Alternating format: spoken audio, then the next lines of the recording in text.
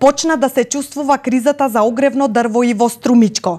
Граѓаните се во паника бидејќи ниските температури се на прагот, а голем дел од нив се уште немаат набавено дрва. Само на 15 дена пред почетокот на грејната сезона, струмичани се потешко успеваат да ги обезбедат потребните количини на дрва. Иако имаат склучено договор со струмичката подружница на јавното предпријатие Македонски шуми, голем дел од нив велат дека дрва се уште немаат добиено. Нема. А имате уплатено се склучи? Подпишаваме некој договор, ама чисто сум. Уште се чека. Супре ги таа мафија да крадат, а нивната мафија краде, дигнаа цента и таа. Чекаме. А дали имате склучено договор? Имаме. Да, кога го склучивте? Сина го склучуваше да не ви издаш. Не знам.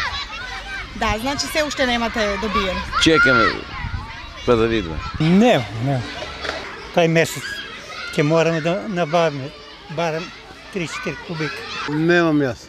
А имате ли платено?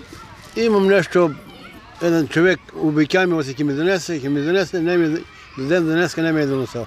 Јас имам нешто дрва набавено пред февруари беше, ама сега сакам да набавам, се вика, ама не може, нема дек да набавам, се вика дрва.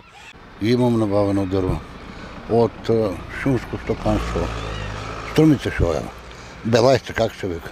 Од шумското стопанство Беласица пак велат дека дрва за огрев има во доволни количини.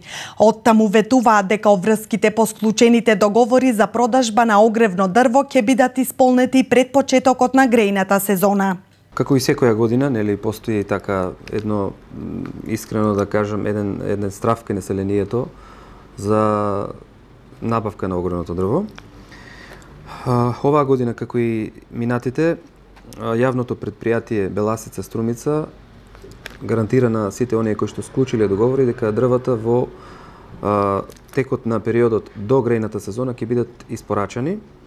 Ова го кажувам поради тоа што обврската која што ни е земена е многу помала во однос на количините кои што ги имаме посечено на терен, што значи количината од дрвна маса која што е веќе извезена на шумските патишта и е спремна за